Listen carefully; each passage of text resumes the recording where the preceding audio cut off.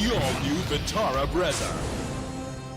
हरिद्वार के ज्वालापुर के नया गांव ऑर्जर्स कंट्री के पीछे 56 बीघा भूमि का विवाद अब फिर से गहरा गया है। गैंगस्टर यशपाल तोमर ने औने पौने में सौदा कर भूमि में प्लांटिंग शुरू करवा दी थी, लेकिन अब कार्रवाई के दौरान जिला प्रशासन ने 56 में से 36 बीघा भूमि कुर्क कर ली है। इस भूमि में कई गैंगस्टरों के साथ नेताओं ने भी खूब रुपया गंवाया, लेकिन यशपाल तोमर बाजी मार गया था। इस भूमि में प्रदेश के सबसे बड़े संवैधानिक शीर्ष पद पर रह चुकी एक महिला ने भी रुपया लगाया था, जो कि बाद में नहीं मिल सका। जिला प्रशासन हरिद्वार द्वारा भूमाफिया व कुख्यात गैंगस्टर यशपाल तोमर के खिलाफ एक और बड़ी कार्रवाई करते हुए नया गांव ज्वालापुर स्थित 56 बीघा भूमि में से 36 बीघा भूमि को मंगलवार को कुर्क करते हुए गैंगस्टर के खिलाफ बड़ी कार्रवाई की गई।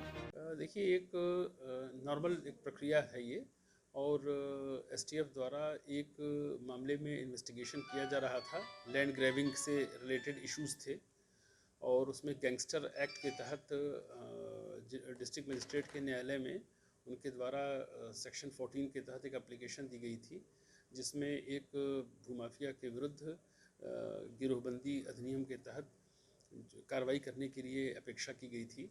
और सेक्शन 14 में ये डिस्ट्रिक्ट मजिस्ट्रेट के ऊपर होता है कि फिर उस पर उसकी सीज़र की कार्रवाई करते हैं। सारे तथ्यों को देखने के बाद इट्स एब्सोल्युटली ये लीगल मैटर, उसमें मैंने आदेश दिया था, और उस प्रकरण में काफ़ी उसका इम्प्लीमेंट जो कुर्की की कार्रवाई थी हो गई थी। लेकिन हरिद्वार की एक प्रॉपर्टी थी ज्वालापुर में, लगभग 40 से 45 बीघे की लैंड है, उस पर कुर्की की कार्रवाई आज कर दी गई है, और जिसका एस्टिमेटेड जो बाजारू मूल्य है लगभग 70 to 72 करोड़ के आसपास है, उसको सीज कर दिया गया है। ये जो प्रकरण अगर कोई पुलिस द्वारा इन्वेस्टिगेशन करके लाया जाता है और न्यायालय से इसके संबंध में ये अनुरोध किया जाता है, तो इसको पूरी एक लीगल प्रक्रिया होती है। उसको विधिक ढंग से देखने के उपरांत यदि लगता है तो उसमें निश्चित रूप से ऐसी कार्रवाई जरूर की जाएगी।